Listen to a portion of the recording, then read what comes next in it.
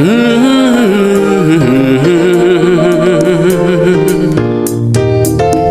ha ha, tumeuona mkono wake Bwana.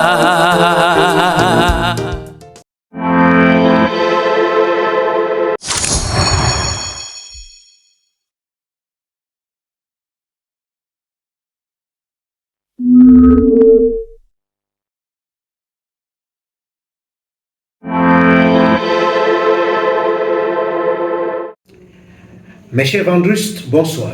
C'est vendredi, bienvenue à votre émission Us et les vendredis. De plus en plus, les choses changent dans la vie et nous aussi nous changeons. Et nous changeons de manière dégradante, nous changeons de manière bizarre et tout ceci ne nous élève pas ou bien ne consolide pas notre marche avec le Seigneur. Mes chers Vendrustes, c'est un plaisir de nous revoir aujourd'hui. Vous savez, pendant que nous changeons, pendant que nous nous dégradons, il y a quelqu'un qui est stable dans sa marche avec nous. Il est inchangeable. Il n'existe ni ombre ni variation chez lui. Pendant que nous nous enfonçons dans la dégradation des mœurs, dans la corruption personnelle et même générale, pendant que nous nous auto-détruisons, lui, il est là, il ne change pas. La parole de Dieu dans le livre de Malachie chapitre 3, verset 6 dit « Moi, le Seigneur, je ne change pas ». Pendant que nous sommes en train de nous dégrader, pendant que nous sommes en train de nous détruire, Dieu dit « Je ne change pas ». Qu'est-ce que ça fait de savoir que Dieu ne change pas? Qu'est-ce que tu ressens quand tu sais que Dieu ne change pas? En fait, si Dieu ne change pas, c'est une bénédiction pour toi. Le simple fait de savoir que Dieu ne varie pas comme l'homme. Qui peut te faire une promesse aujourd'hui et ne pas l'accomplir demain? Si tu es conscient que tu marches sincèrement avec Dieu, et d'ailleurs il dit qu'il ne déçoit pas, parce qu'il ne change pas, ceci nous amène à suffisance à comprendre l'urgence de nous réfugier auprès de lui. Seule sauvegarde pour notre stabilité en ce moment et pour avoir l'avenir certain. Mes chers Vendrustes, il est important pour nous de le dire ici, de le mentionner pour le déplorer. Parfois nous courons vers les hommes pour chercher la solution à nos problèmes. Et pendant que nous cherchons la solution à ces problèmes, nous nous compromettons. Combien de foyers se sont détruits parce que les gens ont abandonné Dieu pour aller chercher les écorces pour consolider leur foyer? Combien nos maladies se sont aggravées parce que nous n'avons pas eu le courage d'accepter la volonté de Dieu dans notre vie? Nous avons couru pour chercher des remèdes et ces remèdes sont venus. Ça s'est transformé en envoûtement. Combien de personnes ont perdu la vie pendant qu'ils étaient sur le chemin d'aller rencontrer soit un diseur d'avenir ou un marchand d'illusions? Combien de personnes? Mais Dieu dit, je ne change pas. Comment donc faire pour être stable émotionnellement? Pour que la tristesse, l'angoisse, l'anxiété, le stress ne nous détruisent pas? Comment faire? C'est de croire que Dieu ne change pas. Et il faudra lui faire confiance en amenant devant son trône nos problèmes au quotidien. Il suffit tout simplement de développer une intimité avec Dieu pour que lorsque nous l'invoquions, qu'il descende vers nous et qu'il apporte la solution à nos problèmes.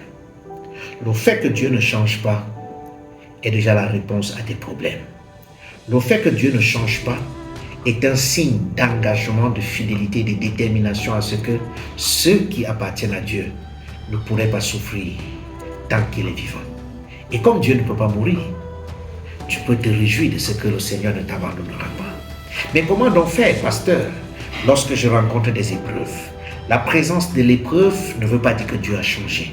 La présence de l'épreuve peut être la preuve que Dieu t'aime et que Dieu veut façonner un nouveau caractère.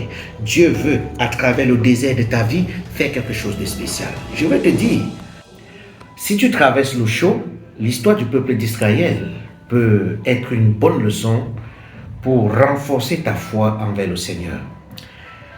C'est une expérience assez formidable. En journée, le peuple d'Israël était conduit par la nuée.